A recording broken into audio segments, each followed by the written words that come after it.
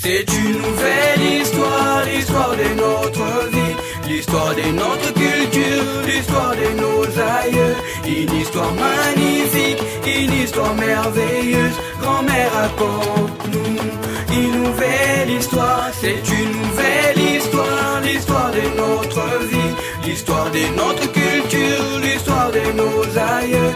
Une histoire magnifique, une histoire merveilleuse. Grand-mère, raconte-nous une nouvelle histoire. C'est une nouvelle histoire, l'histoire de notre vie, l'histoire de notre culture, l'histoire de nos aïeux. Une histoire magnifique, une histoire merveilleuse. Grand-mère, raconte-nous une nouvelle histoire. Il était une fois, dans un village lointain, vivait un roi appelé Nyumanke. Nyumanke était le roi d'un beau royaume, constitué de généreux habitants, vivant dans la paix et la tranquillité, sous la protection totale d'un serpent totem. Le roi Nyumanke n'avait eu qu'une seule fille, nommée Sajo. La princesse Sajo n'était pas tout à fait comme les autres enfants de son âge. Elle était très têtue et désobéissante.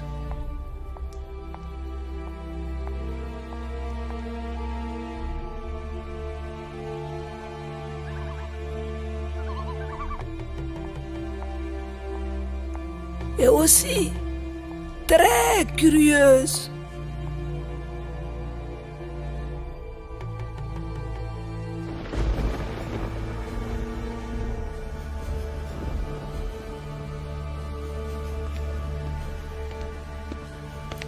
Sajo, je t'avais interdit de t'approcher du serpent sacré.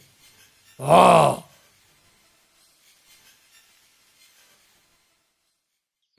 Le roi, désespéré du comportement de sa fille, fit appel à tous les sorciers de son village et même des villages voisins afin de trouver une solution pour changer le comportement de sa fille.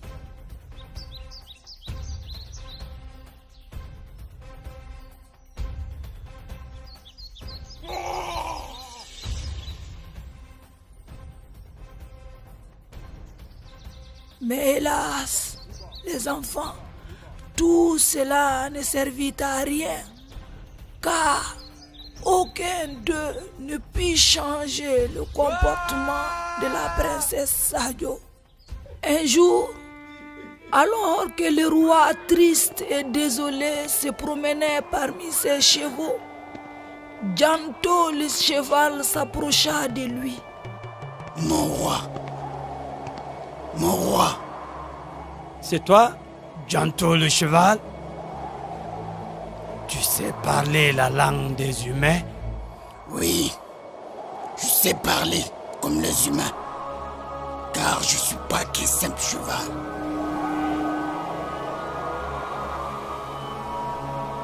Mais qu'y a-t-il donc, Janto? Pour que tu me parles, tu m'as fait peur. Mon bon roi, excusez-moi de vous avoir fait peur. Je sais que vous êtes désespéré à cause du comportement de votre fille. Mais comment, Janto? Je t'écoute. Aucun guérisseur ou féticheur ne saurait changer le comportement de votre fille. Ce changement réside en elle-même. Pour cela, demain, j'irai seul me promener avec elle dans la forêt des deux chemins et vous verrez la suite, mon roi. D'accord, Janto. Mais fais très attention. L'un des deux chemins est très dangereux. Je sais, c'est celui de gauche. Mais comme tu le sais, c'est bien celui-là qu'elle choisira. Même si je lui disais qu'il y avait danger, elle ne voudrait jamais passer par le moins dangereux. Tu as vraiment raison, Janto. Mais je t'en prie, fais très attention. Oui, mon bon roi, vous pouvez compter sur moi. Pendant que le roi était assis sur son trône, très inquiet, et qu'il avait interdit comme de coutume à Sadio de sortir, celle-ci fit comme à son habitude. Elle appela son cheval Janto, sortit par la fenêtre et sauta sur le dos de ce dernier pour une promenade innocente selon elle. Mais quelle est cette forêt, Janto? C'est la forêt des deux chemins. Et il faudra qu'on passe par l'un des deux, car nous ne pouvons plus retourner par le chemin dont nous sommes venus. Regarde, il a disparu. Alors, qu'est-ce qu'on fait maintenant, Janto? Nous allons passer par l'un des deux chemins. Un seul nous mènera au royaume. Donc, prenons celui de la gauche, Janto. Non, non, Sadio.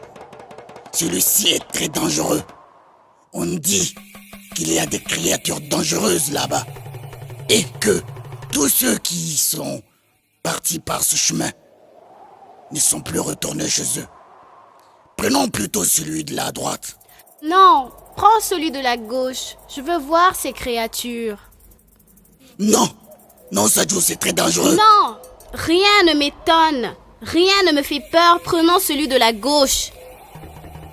D'accord, comme tu veux, Sadio. Je t'aurais prévenu.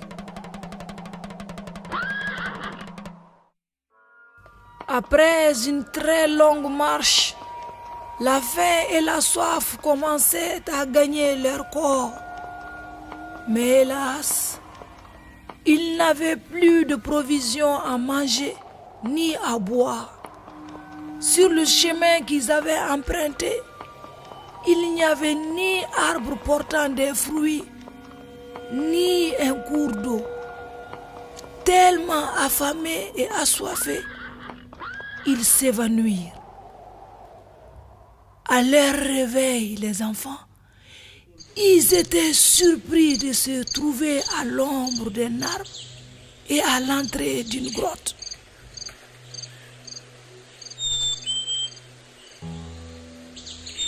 Où sommes-nous? Et vous, qui êtes-vous?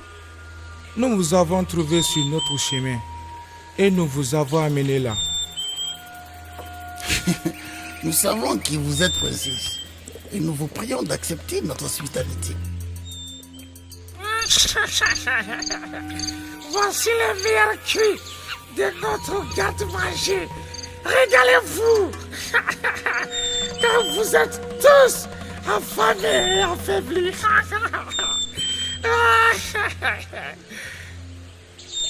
Hé, Janto, arrête tes caprices et viens plutôt manger. Après avoir mangé et bu, Sadio demanda la route. À sa grande surprise, les trois hommes lui demandèrent de les attendre, car ils avaient un cadeau pour elle. Et Janto dit à la princesse Sadio: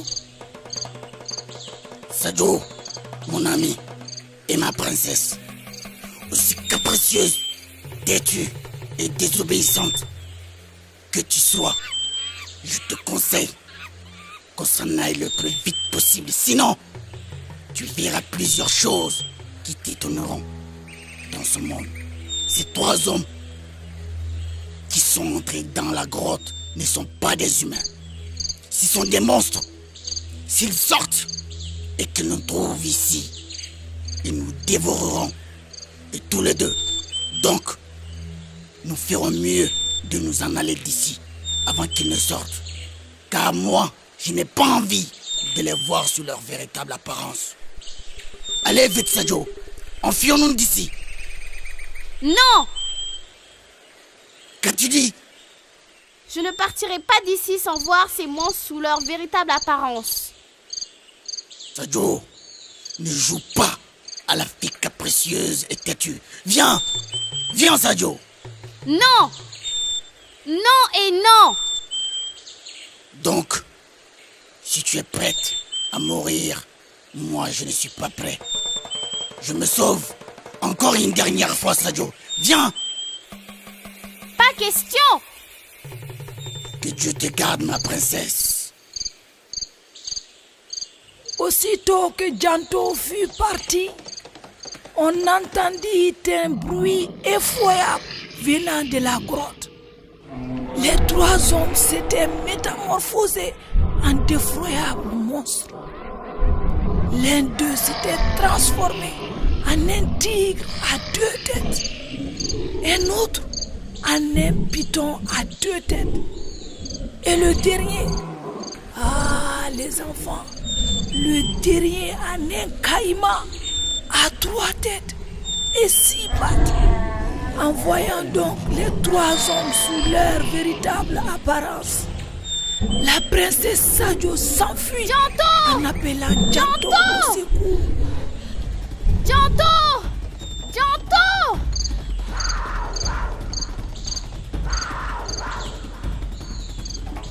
Janto! Janto! Janto! Mon ami, s'il te plaît, reviens me chercher. Je promets de ne plus être curieuse et têtue. Je t'en prie. Reviens, s'il te plaît.